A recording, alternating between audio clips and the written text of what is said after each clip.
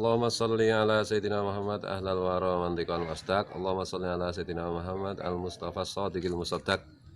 Allahumma sholli ala sayyidina Muhammad wa Allahumma sholli alaihi wasallim. Jadi di kitab Ihya Ulumuddin Imam Al-Ghazali itu pernah menuliskan ya. Nanti kan bisa dikoreksi kalau keliru, kalau salah. Saya ingat bahwa manusia itu hidup itu ya, memandang kehidupan itu manusia itu macam-macam. Ada yang maksudnya dari segi tujuan ini. Ada yang mengira bahwa, ada yang berkeyakinan bahwa hidup itu, tujuan hidup itu ya mengumpulkan harta benda gitu, mengumpulkan materi.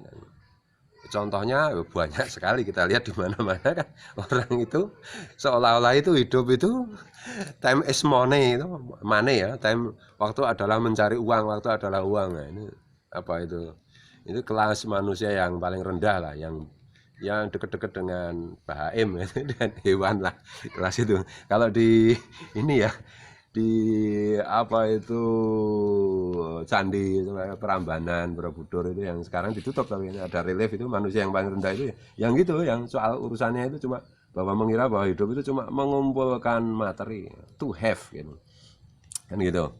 Kemudian bukan to be tapi to have gitu ya. Kemudian ada yang meyakini bahwa tujuan apa itu hidup itu, yang paling penting dalam hidup itu tujuannya adalah memburu kenikmatan. Itu yang disebut dengan kelompok hedonis. Jadi mencari materi itu dalam rangka untuk bernikmat-nikmat.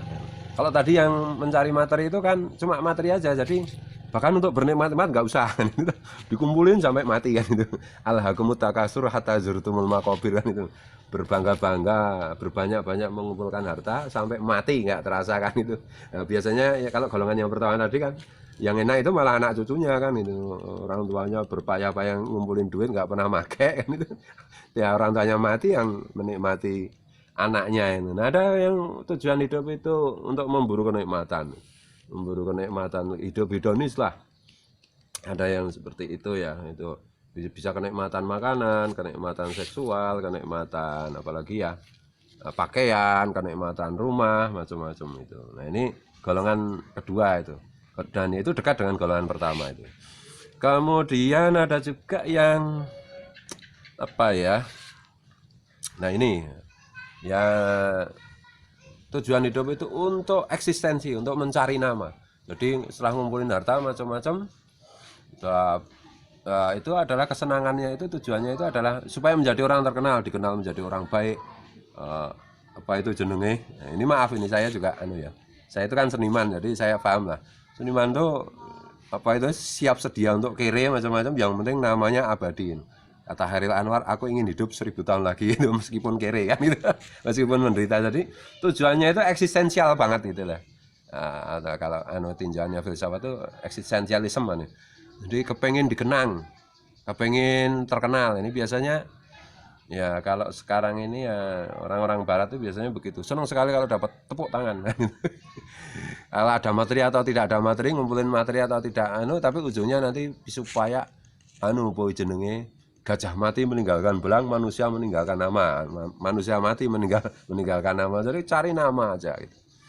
Dan yang terakhir ini, hidup itu, tujuan hidup itu yang diajarkan oleh para nabi, para wali, para ulama adalah mencari ridha Allah kan gitu. Nah, mencari ridha Allah itu apa? Ya sesuai doa yang diajarkan Rasulullah itu, Allahumma afridni lima khalaqtani lah, ya Allah jadikan aku itu, khususkan diriku hidup ini sebagaimana tujuan engkau menciptakan aku. Wala tasgholni bima takafalta libih, dan janganlah engkau sibukkan aku dengan apa saja yang sudah engkau tetapkan, sudah engkau jaminkan, yaitu urusan lain. Nah, tujuan Allah menciptakan kita itu kan, wa ma khalaqtul jinna illa liya'budun. Dan itu, aku tidak menciptakan insa wal jinnah, manusia dan jin, kecuali untuk beribadah kepadaku, karena itulah puncak kenikmatan, puncak hakikat. Itu.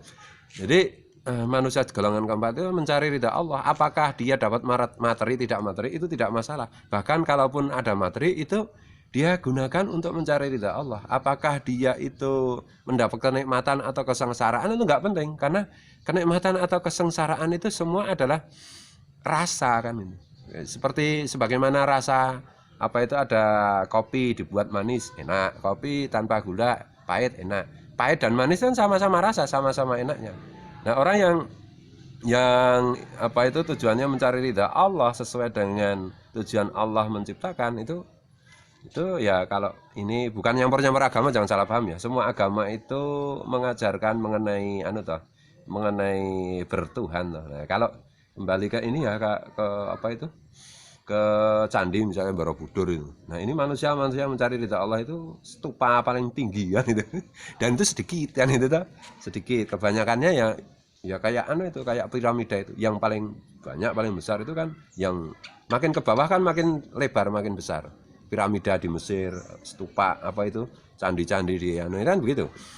Jadi golongan-golongan yang bawah seperti tujuan hidup adalah mencari harta, mengumpulkan harta. Tujuan hidup adalah memburu kenikmatan hedonis. Tujuan hidup adalah mencari nama. Ini kan yang bawah. Jadi mencari harta, paling bawah itu paling banyak. itu ada kalanya yang seperti ini kan karena nggak ngerti kan, nggak dapat edukasi, nggak dapat nggak dapat pelajaran atau ilmunya dikit. Nah, makin ke atas semakin dikit. Yang paling atas kan yang mencari ridha Tuhan, maka dia hidup sebagaimana tujuan Tuhan menciptakan.